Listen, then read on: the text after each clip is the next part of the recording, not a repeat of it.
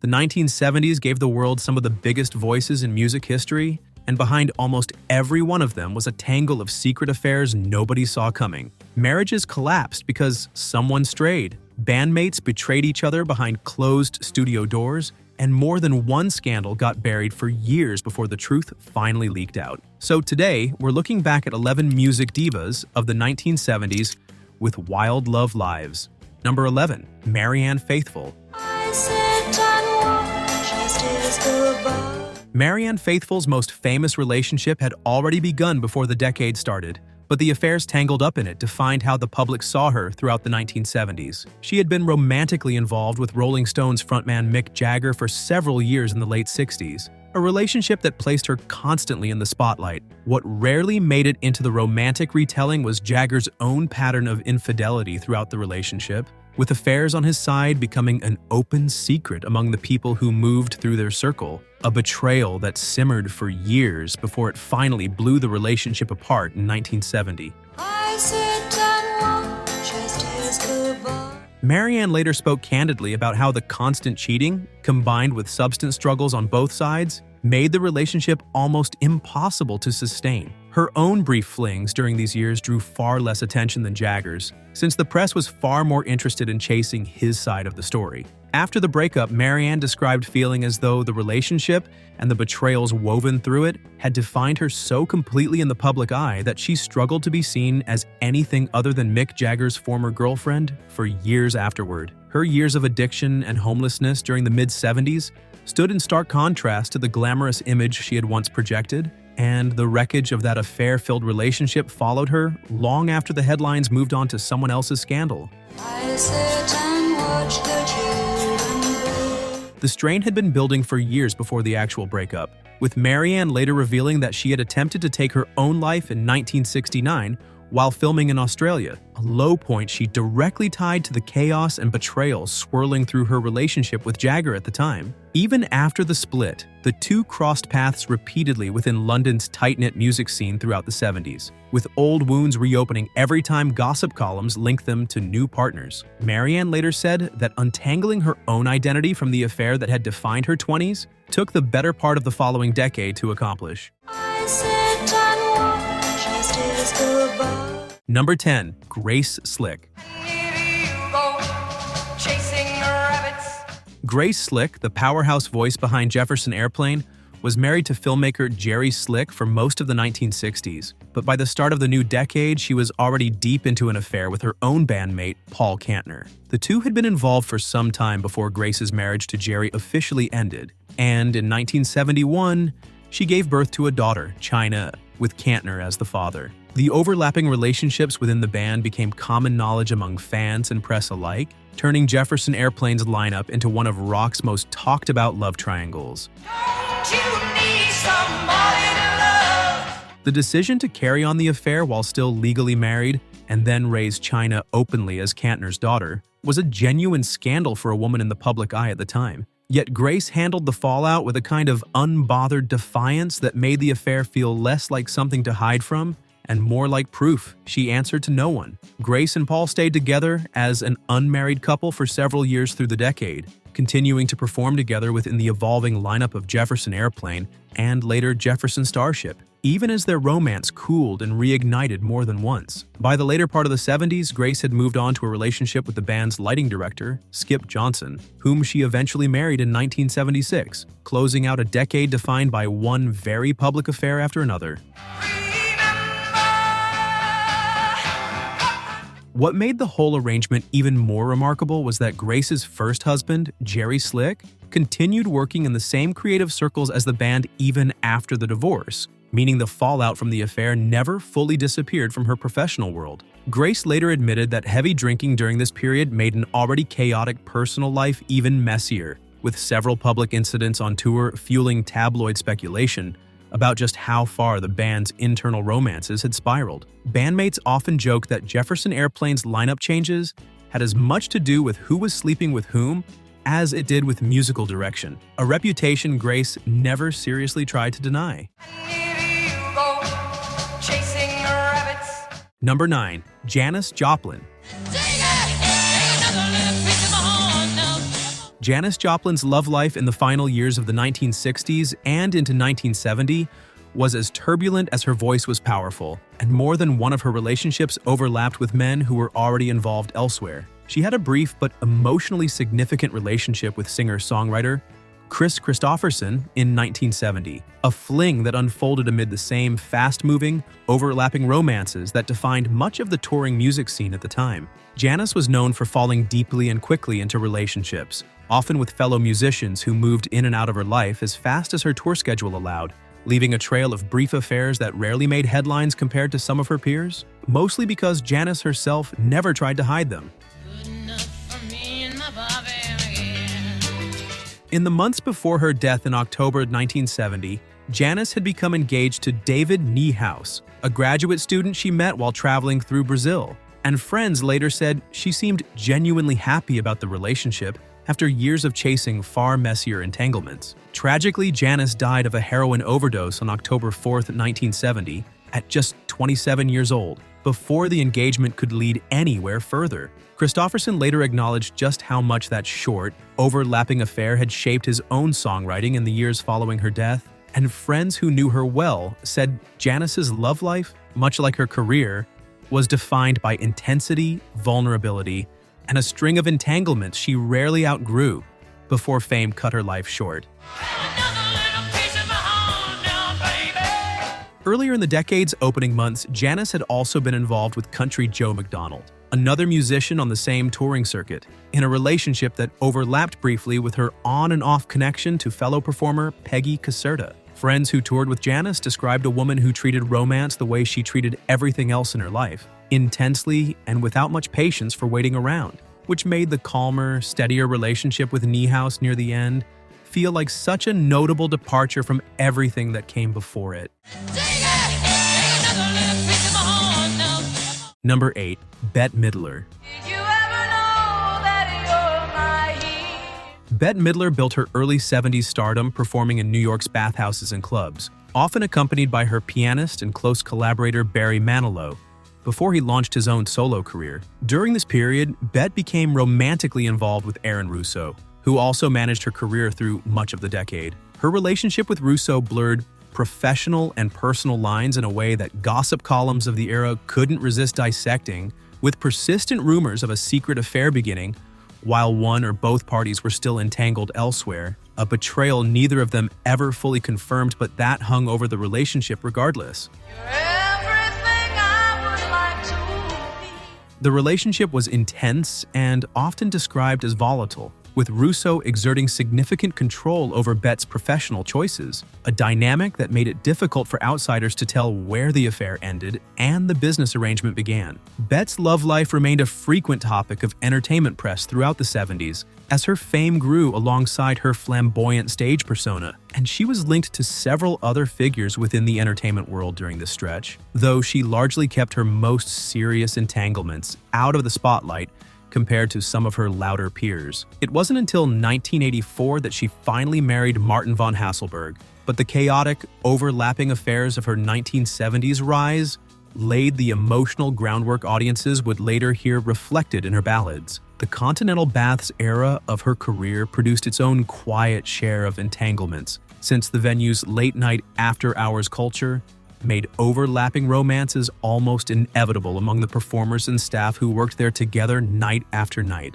Russo eventually went on to found a management company built largely around Bette's growing fame, a business arrangement that kept the two financially intertwined for years, even as the personal side of their relationship grew more strained. By the time their professional partnership ended later in the decade, the lines between affair, management contract, and outright business dispute had blurred so thoroughly that even close friends struggled to say where one ended and the other began.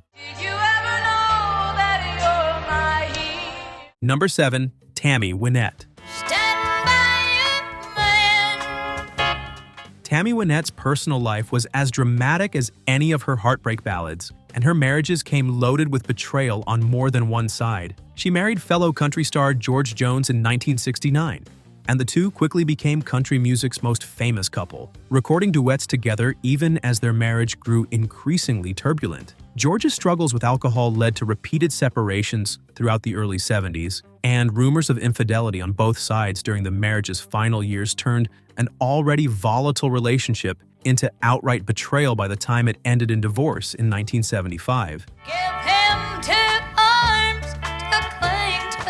The two continued recording hit duets together for years afterward, blurring the line between their professional partnership and the affairs that had helped end their marriage in the first place. Tammy had 5 marriages in total, an unusually high number even by the standards of country music's most colorful stars. After George Jones, she married real estate broker Michael Tomlin in 1976, a marriage that lasted only a matter of weeks and became something of a cautionary tale about how quickly Tammy could fall into a new entanglement during a turbulent stretch of her life. In 1978, she married songwriter and producer George Ritchie, a relationship that lasted for the rest of her life despite ongoing rumors and gossip about infidelity that trailed the marriage for years. Tammy's relationship with George Jones had already produced plenty of tabloid fodder on its own, since both stars were major names on the touring circuit, and any rumor of cheating spread through Nashville's tight-knit country music community almost overnight. Even after their 1975 divorce, the two kept recording chart-topping duets that fans and journalists alike couldn't help reading as commentary on their own messy history, with some songs landing so close to the truth that radio hosts openly speculated about which betrayal each lyric was describing. By the time she married Ritchie, Tammy had become something of a cautionary tale in Nashville about just how publicly a country star's love life could play out alongside her career. Number 6. Linda Ronstadt. Linda Ronstadt was famously private about much of her romantic life, yet the affairs and entanglements she did have were impossible to keep entirely out of the headlines. Throughout the 1970s, she dated musician and songwriter J.D. Souther, a relationship that overlapped with the tightly knit Southern California country rock scene where singers, songwriters, and musicians constantly worked together, toured together, and quietly drifted into each other's relationships. She was also linked romantically to Eagles drummer and singer Don Henley for a time, within that same circle of musicians who seemed to constantly cross paths both professionally and in private. Rumors of an affair with Mick Jagger, who was married to Bianca Jagger at the time, occasionally surfaced in the press as exactly the kind of scandal that could have blown up both their marriages and his career, though Linda generally declined to confirm or deny the specifics. Toward the very end of the decade, Linda began a long and widely publicized relationship with California Governor Jerry Brown, a pairing that merged the worlds of politics and rock and roll in a way tabloids couldn't resist. The two were photographed together frequently and were even rumored to be considering marriage, though they never wed. Linda's later relationship with filmmaker George Lucas in the early 80s extended this pattern of overlapping, headline-grabbing romances that always seemed to generate more public fascination than Linda herself ever wanted. Earlier in the decade, Linda had also been briefly engaged to songwriter Jim Webb, a relationship that ended before any wedding took place but still drew plenty of attention given Webb's own reputation within the same overlapping circle of Southern California musicians. The constant crossover between her romantic and professional lives meant that nearly every breakup came with its own complicated aftermath, since Linda frequently kept working alongside former partners on tours and recordings long after the relationships themselves had ended. She later admitted that the close-knit nature of the scene made privacy almost impossible, even for someone as guarded about her personal life as she tried to be. Number 5. Carly Simon. Carly Simon married singer-songwriter James Taylor in November 1972, and the couple quickly became one of folk rock's most famous pairings, often performing together and appearing on each other's albums throughout the decade. Before marrying Taylor, Carly's most talked-about romantic mystery had already become legendary. Her 1972 hit song was widely rumored to be inspired by actor Warren Beatty, with whom Carly had been briefly involved, and part of what kept the rumor mill running was that Beatty was already involved with someone else at the time he and Carly crossed paths. making her brief fling with him exactly the kind of married or attached entanglement that scandalized the era's music industry romance scene.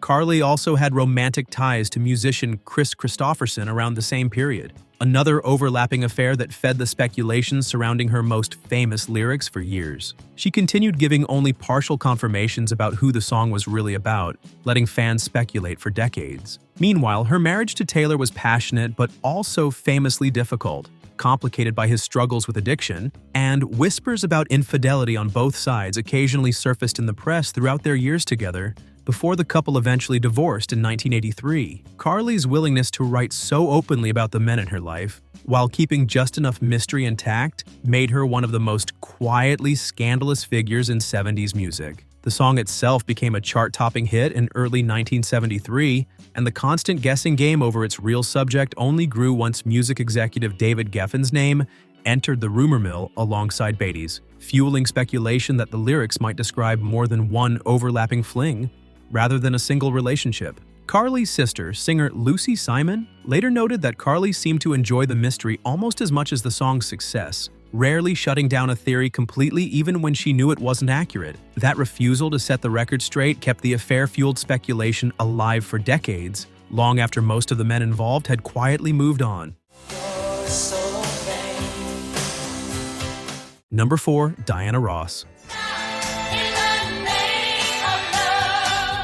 Diana Ross spent much of the late 1960s carrying on a deeply guarded affair with Motown founder Berry Gordy, the man who had discovered her and built much of the label's biggest acts around her talent. Their affair was an open secret within Motown circles for years, conducted carefully enough to stay out of the wider press, even as it shaped nearly every major decision in Diana's career. In 1971, Diana gave birth to a daughter, Rhonda, who Berry Gordy later confirmed that was his biological child, even though Rhonda was raised believing her father was Diana's husband at the time. That husband was Robert Ellis Silberstein, a music industry manager whom Diana married in January 1971, shortly before Rhonda's birth, in a marriage that, on the surface, gave Diana a picture of stability while the affair with Gordy continued behind the scenes. Industry insiders at the time were careful never to say it out loud, but many believed the affair never fully ended even after both Diana and Berry had moved on to other relationships, leaving the true nature of Rhonda's parentage as one of the music industry's longest-running, most carefully buried cover-ups. The marriage to Silberstein lasted until 1977, producing 2 more daughters, but the overlapping nature of her professional and personal ties to Motown's most powerful man made her love life one of the most discussed and most carefully concealed scandals in the industry. What made the affair even more complicated was that Berry Gordy himself was juggling multiple relationships throughout this same period, meaning Diana's romance with him was never the only entanglement running through Motown's inner circle. Several other artists on the label later acknowledged that everyone around them understood the situation, yet an unspoken rule kept the topic out of interviews for years. Number 3. Stevie Nicks. Stevie Nicks joined Fleetwood Mac in 1975 along with her then-boyfriend, Lindsey Buckingham, and almost immediately the band became a tangle of affairs and romantic wreckage. Stevie and Lindsey had been a couple since the early 70s, performing together as Buckingham Nicks before joining the British group, but their relationship deteriorated almost as quickly as the band's fame grew, with both of them moving on to other partners while still working side by side every day in the studio.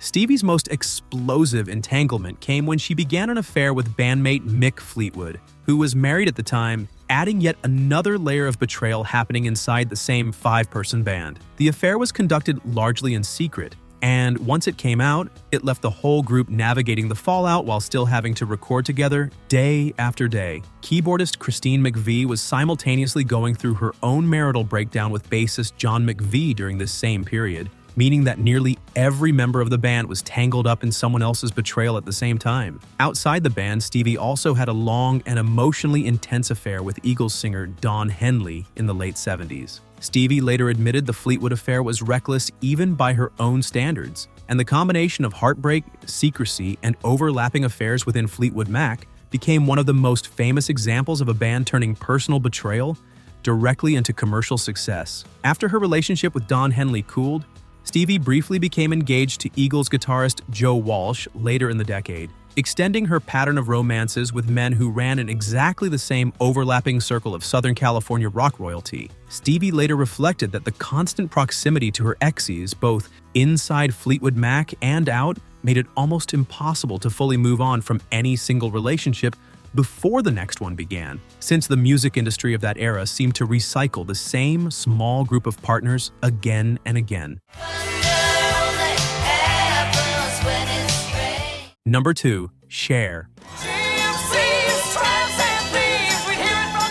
Cher's love life in the 1970s read like a soap opera built entirely around bad timing and overlapping affairs. She had married Sonny Bono in 1969 after the two had already built a career together as Sonny and Cher, and by the early 70s they were one of the most recognizable couples on American television, thanks to their hit variety show. Behind the scenes, Cher had already grown close to other men in the music industry well before her split from Sonny was finalized, and insiders at the time noted that the marriage had effectively been over romantically long before it ended on paper, with whispers of betrayal circulating well before the divorce papers were ever filed.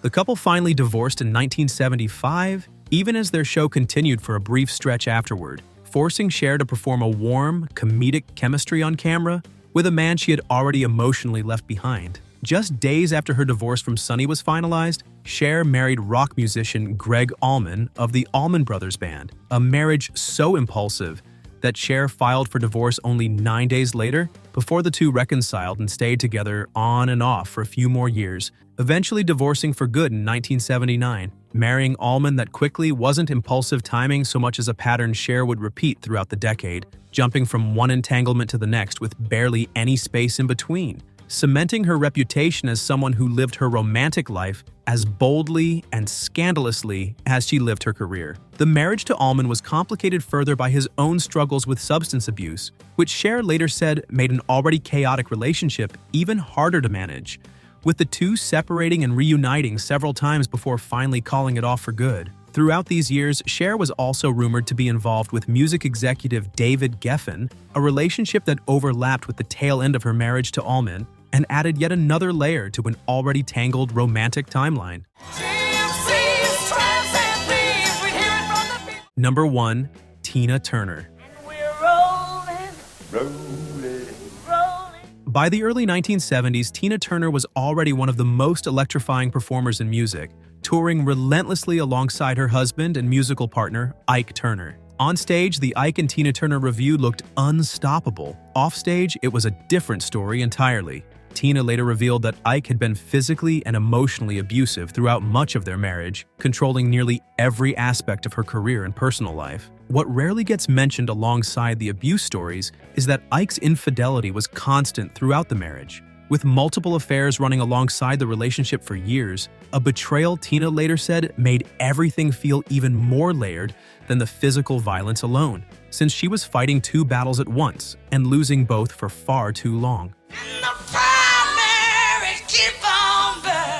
Several women who crossed paths with the revue during this period later described an open secret on the road. Ike rarely bothered hiding his other relationships, and band members were expected to simply look the other way while the affairs played out in plain sight. The breaking point came in 1976. After a violent altercation in a Dallas hotel room before a show, Tina fled with nothing but 36 cents and a mobile gas station credit card in her pocket. She filed for divorce that same year, and the split was finalized in 1978. Tina asked for almost nothing in the settlement, walking away only with her stage name and her two sons, while leaving behind the houses, the cars, and the business empire built on top of a marriage riddled with betrayal from the very start. It took her years to rebuild financially, but the decision to leave became one of the most talked about acts of survival in music history, long before she re-emerged as a solo superstar in the following decade. One of the most striking details to emerge later was that Ike had at times kept other girlfriends living openly within the same household,